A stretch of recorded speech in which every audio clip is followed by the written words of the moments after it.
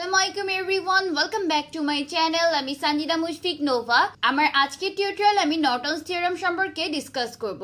First আমি নর্টনস থিওরামের main কনসেপ্টটা নিয়ে আলোচনা করব, দেন আমি এই কনসেপ্টটা ইউজ করে একটা ম্যাথমেটিক্যাল প্রবলেম সলভ করব। নর্টনস theorem states that a linear two-terminal circuit can be replaced by an equivalent circuit consisting of a current source IN in parallel with a resistor RN, where IN is the short circuit current through the terminals and RN is the input or equivalent resistance at the terminals when the independent sources are turned off. Norton theorem এর ক্ষেত্রে আমরা mainly concern হচ্ছে RN এবং IN টা find out করার ক্ষেত্রে। Thevenin equivalent সার্কিটের ক্ষেত্রে আমরা থেভেনিনটা যেভাবে ক্যালকুলেট করেছিলাম, এই নর্টন থিওরামের ক্ষেত্রেও আমাদের নর্টন ইকুইভ্যালেন্ট রেজিস্ট্যান্স RN টাকে সেম প্রসেসে ক্যালকুলেট করতে হবে।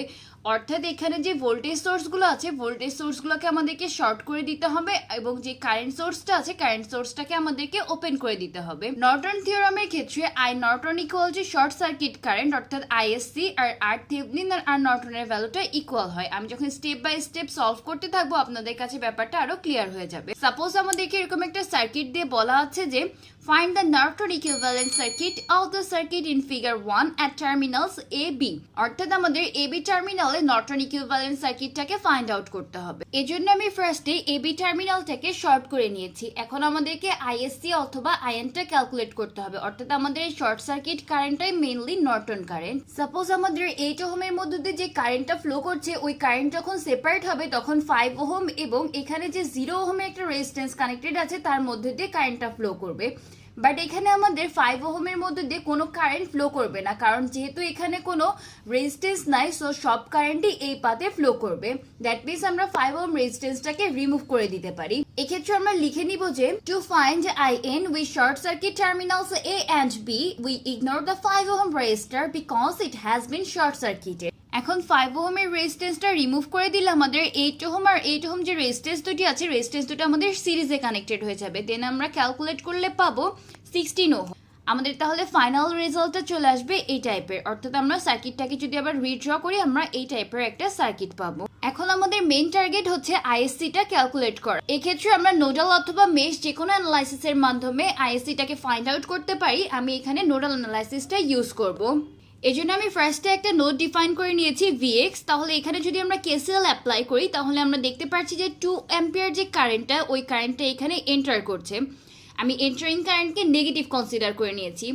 দেন আমি লিখতে পারি যে -2, যেহেতু এটা entering current, plus Vx -12 divided by 4। এখানে যদি ডিরেক্ট গ্রাউন্ডের সাথে কানেক্টেড থাকতো সেক্ষেত্রে আমি লিখতে পারতাম Vx -0 ডিভাইডেড বাই 4। যেহেতু এখানে একটা 12 ভোল্টের ভোল্টেজ সোর্স কানেক্টেড আছে, এজন্য আমি লিখে নিয়েছি Vx -12 ডিভাইডেড বাই 4। আর এখানে যেহেতু অন্য কোনো ভোল্টেজ সোর্স আর কানেক্টেড নেই, সরাসরি গ্রাউন্ডের সাথে কানেক্টেড, এজন্য আমি লিখবো Vx -0 divided by 16 equal to 0। কারণ আমরা কারশফস কারেন্ট ল থেকে জানতাম যে Kirchhoff's current law states that the algebraic sum of currents entering a node or closed boundary is 0। এই জন্য আমি টোটালটাকে ইকুয়াল 0 লিখে নিলাম। দেন এখান থেকে আমি Vx-টাকে এখন ক্যালকুলেট করব। এখান থেকে Vx-টাকে ক্যালকুলেট করে আমি ফাইনাল রেজাল্টটা পেলাম Vx ইকুয়াল টু 16 ভোল্ট। দেন এখন আইএসসিটা যখন আমরা ক্যালকুলেট করব সেক্ষেত্রে আমরা লিখে নিব Vx -0 ডিভাইডেড বাই 16। তার কারণ হচ্ছে এখান থেকে আমরা যে ভ্যালুটা পেয়েছিলাম যে Vx -0 ডিভাইডেড বাই 16, ওইটাই আমাদের আইএসসি অথবা আই নর্টনের ভ্যালু ছিল। ফাইনালি আমরা ক্যালকুলেট করে আইএসসি বা আই নর্টনের ভ্যালুটা পেলাম 1 অ্যাম্পিয়ার। এখন আমাদের একটা স্টেপের কাজ শেষ হয়ে গেছে। দেন আমাদেরকে এখন নর্টন ইকুইভ্যালেন্ট রেজিস্ট্যান্সটা ক্যালকুলেট করতে হবে, দ্যাট মিনস আর নর্টনটা। এই ক্ষেত্রে আমি ফার্স্টেই বলেছিলাম যে আর নর্টন আর থেভেনিন সেম প্রসেসে ক্যালকুলেট করতে হয়। আমি থেভেনিন ইকুইভ্যালেন্ট সার্কিটটা কিভাবে ফাইন্ড আউট করতে হয় তার উপর একটা প্রিভিয়াস টিউটোরিয়াল লিংক আমার ডেসক্রিপশন বক্সে দিয়ে রাখছি। আপনাদের যদি কারো কোনো কনফিউশন থাকে তাহলে এটা একটু দেখে নিতে পারেন। আমাদের মেইন সার্কিট ডায়াগ্রাম ছিল এটা। এখন যখন আমরা আর নর্টনটা ক্যালকুলেট করব সেক্ষেত্রে আমাদের যে কারেন্ট সোর্সটা ছিল, কারেন্ট সোর্সটা ওপেন হয়ে যাবে এবং ভোল্টেজ সোর্সটা শর্ট হয়ে যাবে। দেন ফাইনালি আমরা এই সার্কিটটা পাবো। এখন আমাদেরকে এই টার্মিনাল থেকে RN-টা ক্যালকুলেট করতে হবে। তাহলে আমরা কি দেখতে পাচ্ছি, এখানে 8 ওহম, 4 ওহম এবং 8 ওহম এই তিনটে রেজিস্ট্যান্স সিরিজে কানেক্টেড। আর সিরিজে কানেক্টেড করে আমরা যে রেজাল্টটা পাবো ওই রেজাল্টের সাথে 5 ওহম রেজিস্ট্যান্সটা প্যারালালি কানেক্টেড। দেন আমরা লিখতে পারি যে 5 প্যারালাল 8 প্লাস 4 প্লাস 8, দেন আমাদের টোটাল রেজাল্ট আসবে 20, দেন 20 আর 5 আবার যেহেতু প্যারালালি কানেক্টেড আমরা এখানে ফর্মুলাটা ইউজ করব। আমরা কি জানি যে R1 প্যারালাল R2 হলে আমরা লিখতে পারি R1 into R2 divided by R1 plus R2। এখানে আমরা সেম প্রসেসটাই অ্যাপ্লাই করেছি যে 5 ইন্টু 20 ডিভাইডেড বাই 5 প্লাস 20। দেন আমাদের ফাইনালি R1 এর ভ্যালুটা চলে এসছে 4 ওহম। দেন আমরা সার্কিটটাকে ড্র করব।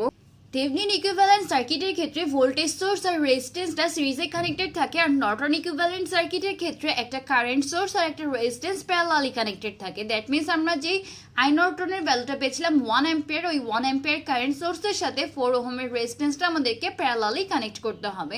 এটাই আমাদের ফাইনাল সার্কিট। নর্টন ইকুইভ্যালেন্ট সার্কিটের সাথে থেভেনিন ইকুইভ্যালেন্ট সার্কিটের একটা মিল আছে যে আমরা যদি নর্টন ইকুইভ্যালেন্ট সার্কিটের একবার সোর্স ট্রান্সফরমেশন করি দেন আমরা থেভেনিন ইকুইভ্যালেন্ট সার্কিটটা পেয়ে যাব। অর্থাৎ আমরা জানি কি V Thevenin equal to I Norton into R Norton. That means এখান থেকে আমাদের যে কারেন্ট সোর্সের ভ্যালুটা ছিল ওইটার সাথে যদি আমরা রেজিস্টারের ভ্যালুটাকে মাল্টিপ্লাই করে দিই তাহলে আমরা ভি থেভেনিনটা পেয়ে যাব। 4 ইন্টু 1 করলে আসবে 4 ভোল্ট, আর থেভেনিন ইকুয়াল টু আমরা ফার্স্টেই বলে নিয়েছিলাম আর নর্টন, অর্থাৎ এটার কোনো চেঞ্জ আসবে না।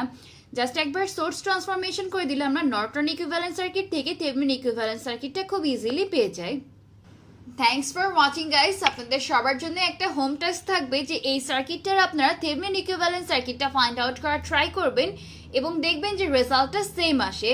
আর এটা করতে গিয়ে যদি কারো কোনো প্রবলেম ফেস করেন সেক্ষেত্রে আমাকে কমেন্টের মাধ্যমে জানাবেন, আমি ইনশাল্লাহ সলভ করে দিব।